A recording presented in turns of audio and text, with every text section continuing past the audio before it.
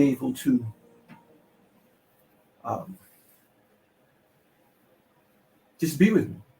I appreciate it. I appreciate it. I appreciate it. Now, I want to talk about the 9 steps of grief. And I'm talking about it for myself and to anyone else that's out there that may be experiencing similar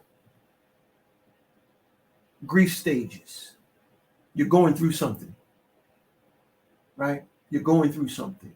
A relationship may have ended, right? You may have lost a job that you really enjoyed, right? It's possible. A loved one may have transitioned. Grief is a very real issue in our lives. So I want to share with you 9 steps. 9 steps of grief. Now, why is that important? As you begin to experience these steps, to be able to identify them. Okay, and then what are some of the things that you may want to try to move forward? Okay, the first thing is, when we talk about the stages of grief, is denial or shock. I can't believe this just happened. Now, in my case, I expected it because my mother was 93 years old. So her transitioning was something that we had been preparing for quite some time. But for some of us, it's a shock. That relationship ending, it was a shock. You weren't expecting it to end. You were expecting it to go to another level. You put so much into it, and you thought that it was going to go to another level, and it didn't. It didn't. And so because of that, you just can't believe that it happened. You're shocked. You're disappointed, right? And so with that shock and that disappointment, or even that denying that it's really happening, because that's what we do sometimes. When things are happening, we try to deny them. And the reason that we do that is we want another result. Now, one of the things I say to my clients relative to denial is that denial is the first stage, and it is a normal stage. There's nothing wrong with you being hurt, depressed, disappointed. It's okay. It's nothing wrong with feeling that way. You're not strange. And so denial, shock, is a normal human reaction. So the thing that we do with denial is to be still. Just be still. I know it's hard, but when it's time to move from this place, what you have to do is be ready to move. See, because sometimes in the denial stage, there's some things that you have to come to grips with. And those things vary from person to person, situation to situation. But we've got to get to the place where we have to deal with specific thoughts, ideas, while we're in that phase, in that stage. So as you're in the stage of denial, okay, and you don't want to believe that it's happening, what you need to do is just stay right there. You owe that to yourself. Yes, you can be disappointed. Yes, you can be hurt. All those things, whatever you're feeling, it's okay to feel that. Okay? And when people tell you you need to get over it and all, no. You're right where you need to be. But know that you're in a process.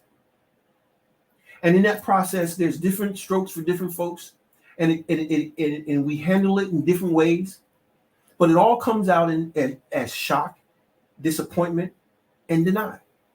But it's okay. It's okay, because this too shall pass. Okay, so then the second stage is disorder. Now, when in disorder, it's everything seems to go in disarray. You can't seem to get everything lined up. Know that you're there. Know that you're there. There's some confusion. There's some unsurety. You're perplexed, right? There's disorder, right? And so with disorder comes not the unsurety of what to do. I don't know what to do. I just don't know what to do. Where I'm at right now is a place of disorder. Now, I'm going to share with you personally that I've experienced this, not knowing what to feel, not knowing where to go or what to do. It's okay to be there. So when you're in that place, what you do is just stay where you are. Understand where you are, that you're in a place of disorder and unsurety. You don't know what to do next. It's okay. It's okay.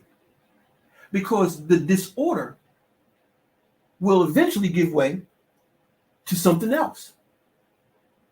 Because it's always going to change. See, you're where you are for right now, but you will never stay there. It may get worse, but invariably it will get better. Eventually, but not right away. Because the next step is anger. Is anger. Now, here's where a lot of people begin to do things or say things that they may have to eventually apologize for or to recant.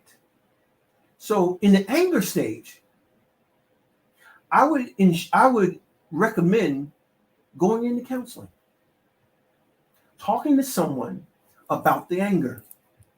Why are you angry? I've done so much for this person. I was there for this person every time they needed it. I was a support system for this person. I gave all that I had to give. I'm going to miss this person, and they left. I need them in my life, and they left. However that transpired. Whether that is they transitioned out of your life, out of your location, however they transition, what we've got to understand is this. Anger is okay. It's okay to be angry. Now, what's not okay is that you act out of anger. And just like in the prior steps, it's okay to be there in anger, but it's time for you to answer some questions. Okay. The things you did for this person, did you do them expecting some type of return? Is that why you did it? Or did you do it out of the kindness of your heart? Because if you did it out of the kindness of your heart, you weren't expecting any return.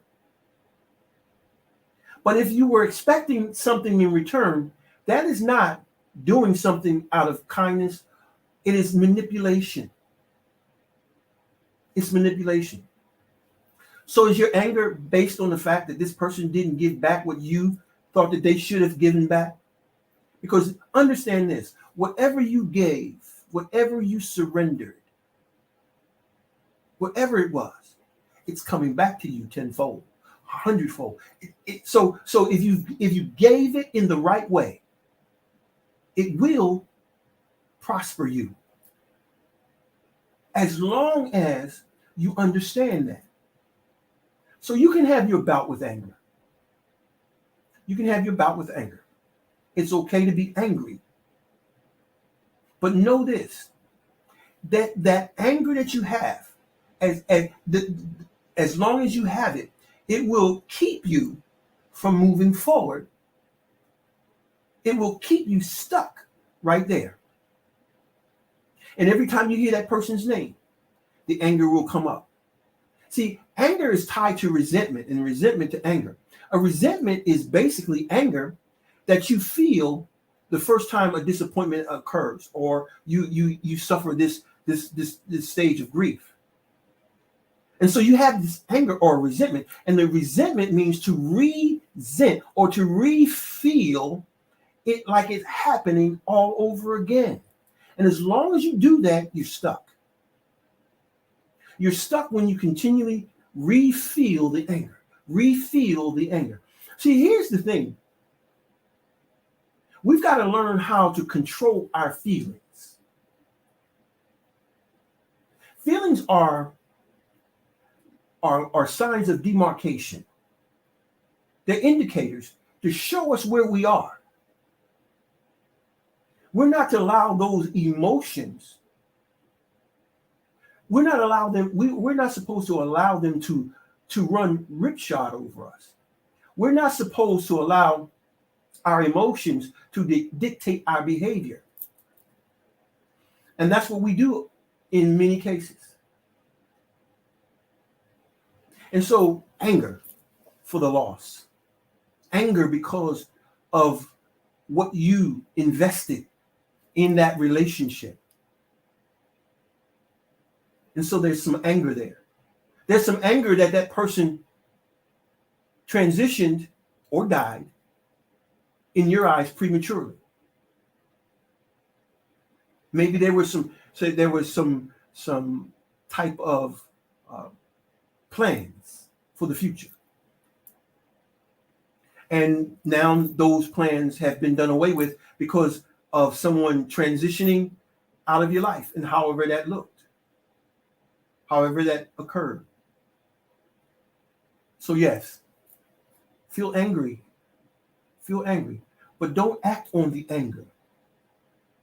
Talk with someone about the anger and why you're angry.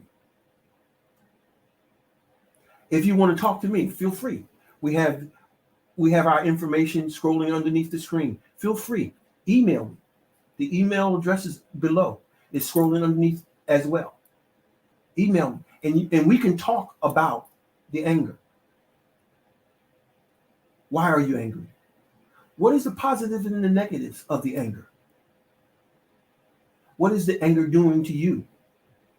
See, because what anger can do to us is cause all kinds of physical and medical problems, mental problems.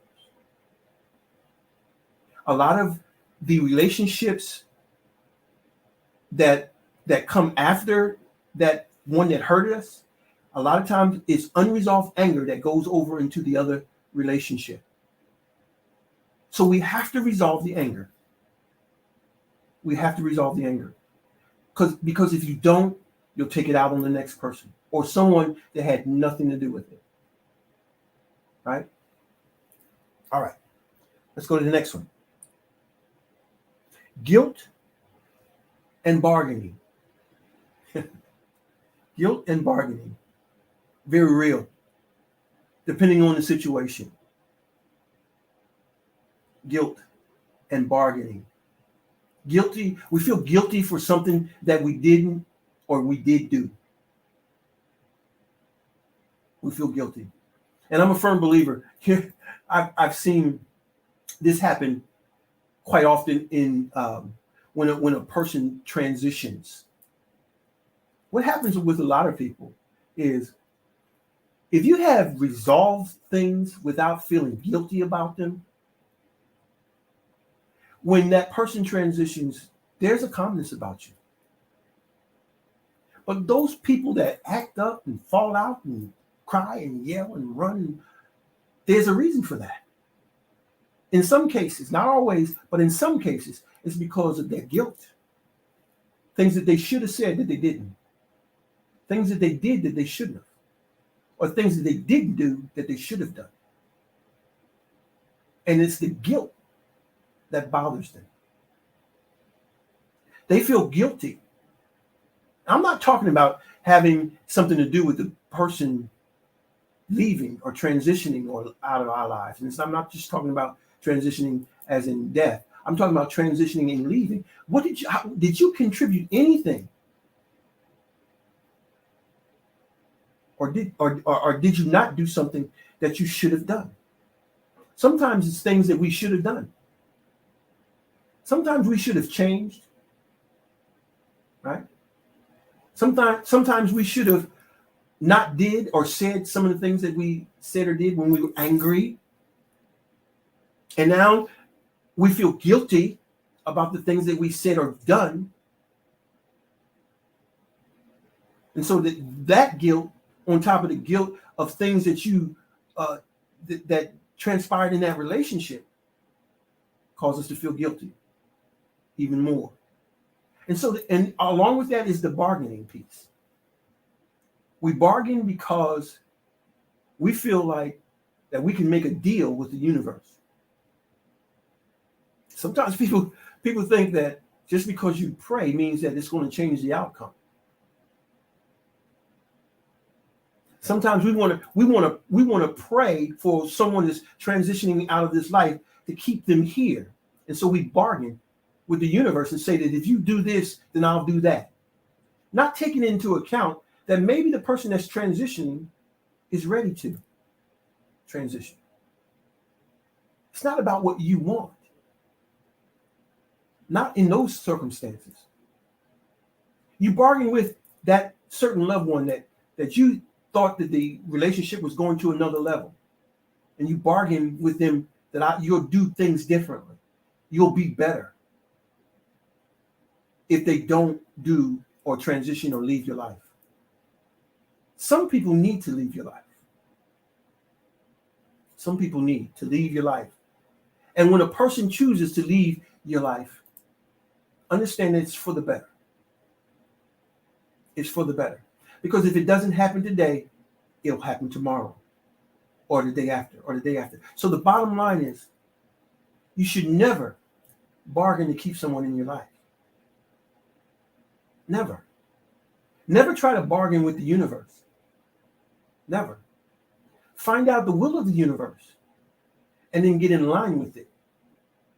When you have a loved one that's preparing to transition, it gives you an opportunity to listen and to find out what the will of the universe is and to come in line with that and to accept and to embrace it. That's where your healing lies. Not bargaining. Not bargaining. Not feeling guilty. Because feeling guilty, I want to add this about feeling guilty. And I feel this is for someone. Feeling guilty about something only affects you. Because you can do nothing to change it. You can do nothing to change that. All you can do is move forward. And if that relationship has ended, do better in the next one. So that you don't have to feel guilty if that one were to end. So that's important.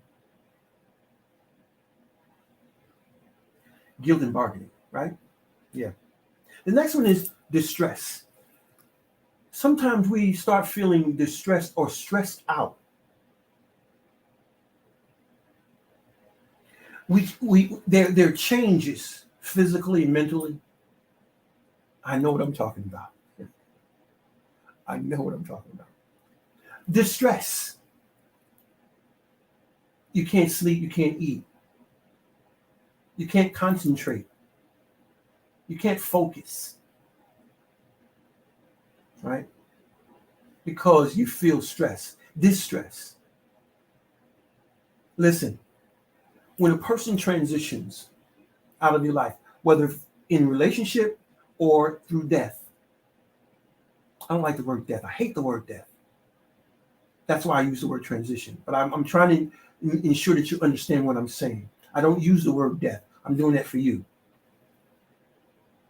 So when a person transitions and we feel the distress of them leaving, right? It can have an effect on us and it will affect our bodies. It can affect our bodies mentally, physically, cognitively, psychologically.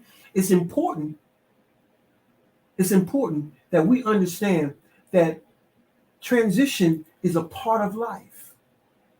And in some cases, it's good that they transition. I would dare say always good that they transition, whether out of your life or from this place. It's good. Transition is a part of life. And when you feel distressed and you can't eat and you can't sleep or what have you, when you can't function or focus, understand this.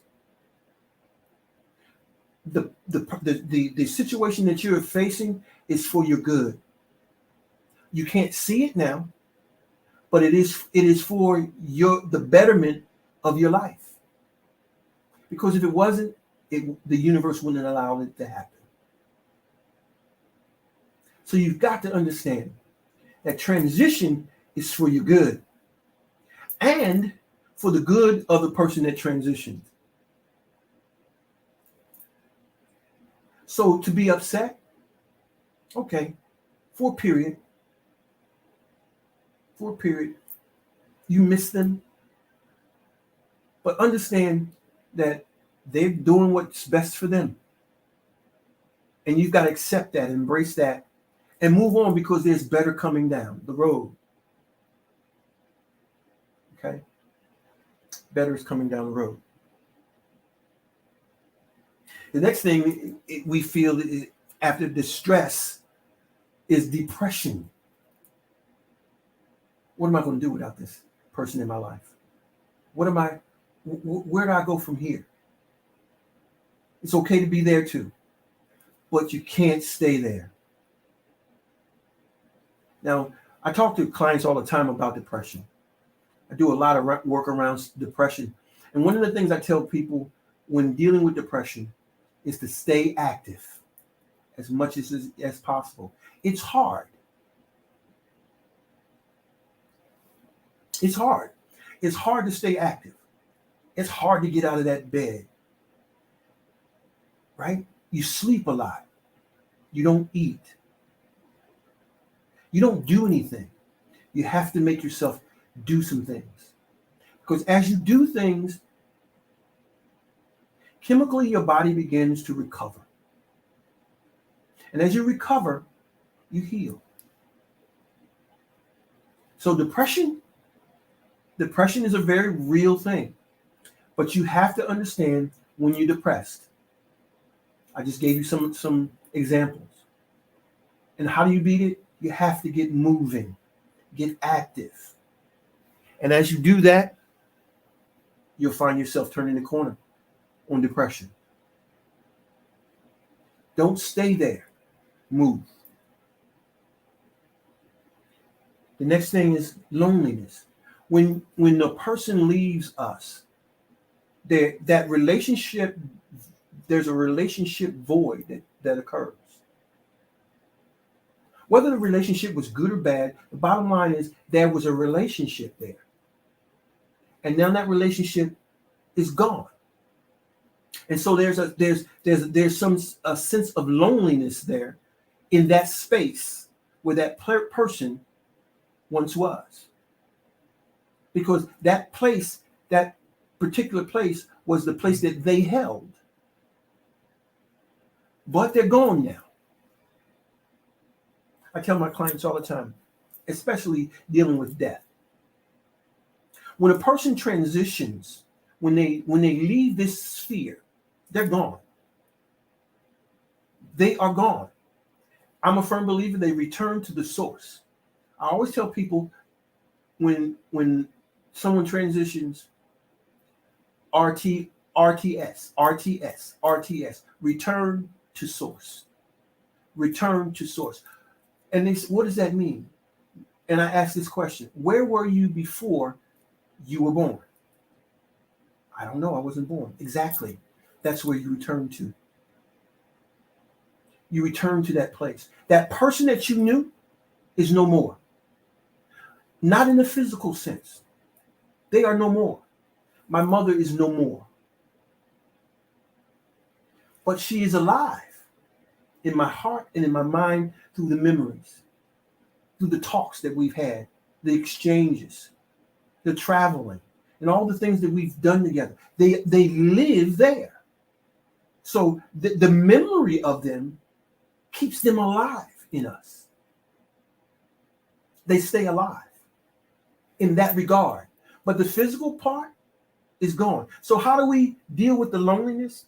We deal with the loneliness with placing the memories of them in that place where they once were. That's good to know.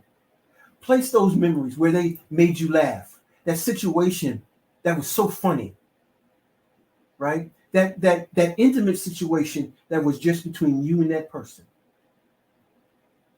And what that does is that cancels the loneliness. And anytime lonely, and I was sharing this, and I was talking with someone, and I talk to people, and I'm still talking to people that have experienced some of the things. See, I'm not perfect. And so the things that I'm telling you, I do. And I've had people tell me, you're going to always miss them when it comes to those loneliness. You're going to always miss them. But the missing them will take upon a different you as you remember some of the things that you and that person experienced, maybe the trips, the times that you had that were really, really memorable. Keep those. Even if it was a bad relationship breakup. Because keeping those things allow you to get through the depression, through the distress, through all the anger and all those things. It'll help you.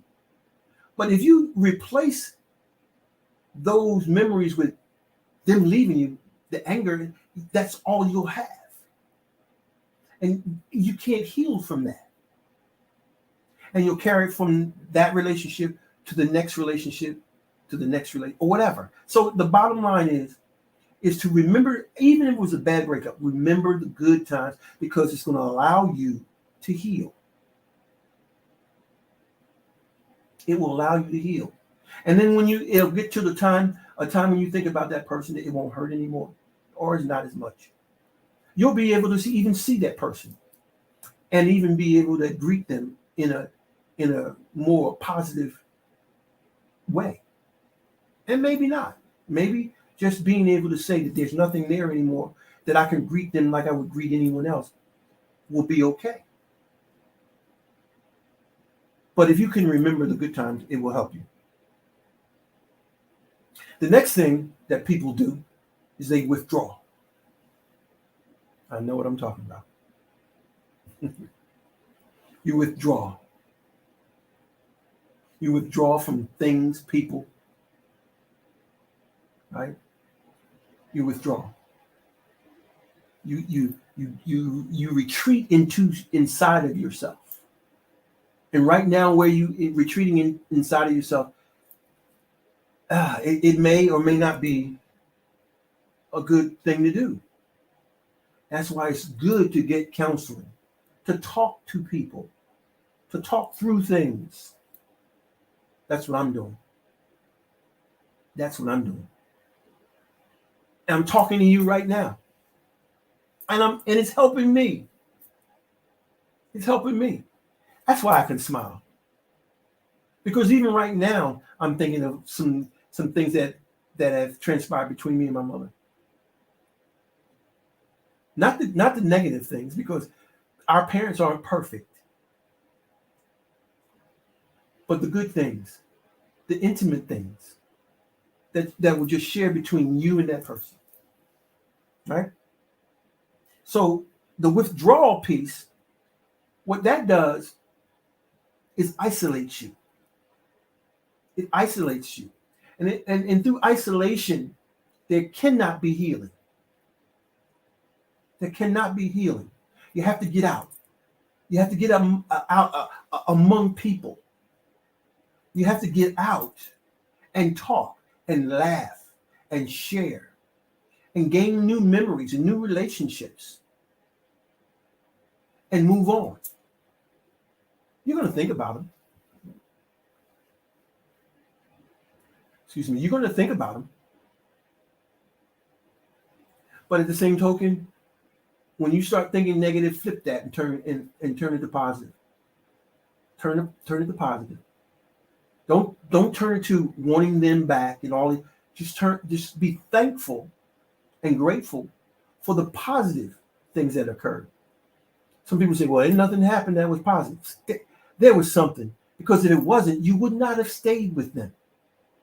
So there has to be some positive experiences, whatever that was. Embrace those. Right? Embrace those. And then lastly, the last step of the 9 steps of grief is acceptance. It's just that we there's an old adage that says, God grant me the serenity to accept the things I cannot change the things that I can, and the wisdom to know the difference. There's some things that you can't change. You can't. And being that you can't change them, you have to come to a place of acceptance. Acceptance says that it's not that I was, I'm okay with it, but I don't want to experience this like this again. I'll do things differently. See, acceptance is not being, ignorant or just throwing it out the window and saying next. No, you go and you enter life, and you go with the wisdom and the lessons that you've learned from that last relationship. Right? And you carry yourself with respect, positive self-image, positive self-esteem. You establish boundaries, and you do what needs to be done, not in a sense of interrogating people, but at least being able to just protect yourself. Okay? Protect yourself. Well, that's it. 9 steps of grief. How to handle the transitioning of someone in your life, whether that's through relationship or through someone transitioning or dying. And relationships are all kinds of relationships. It's just not just romantic ones. There can be occupational ones, social ones, all types of relationships. There are many types of relationships. And, some relationships affect us more than others. I'm hoping that that's helpful to you. It's helpful to me. That's for sure. I'm so glad that you had this time with me. Again, if you would you subscribe to the channel? Would you do that? I really, really would appreciate you subscribing to this channel. Hit the comments. If you have some comments, please put them in the comment section. I'll get back with you. Hit the notification bell so that when we have new broadcasts that you can get them. And don't forget what's tickering underneath, contact information. Reach out to us. Love to hear from you. This is the Red Hot Mike, G. Alfred Palmer, saying to you, get to know the you that always was. Until next time, peace.